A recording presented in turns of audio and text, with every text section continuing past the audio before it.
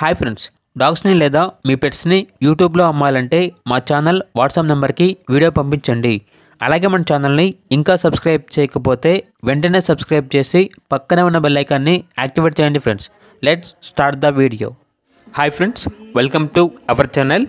ఈరోజు మీకు ఇష్టం గుడ్ క్వాలిటీ ల్యాపప్పీ అనేది అమ్మకానికి అయితే తీసుకురావడం జరిగింది.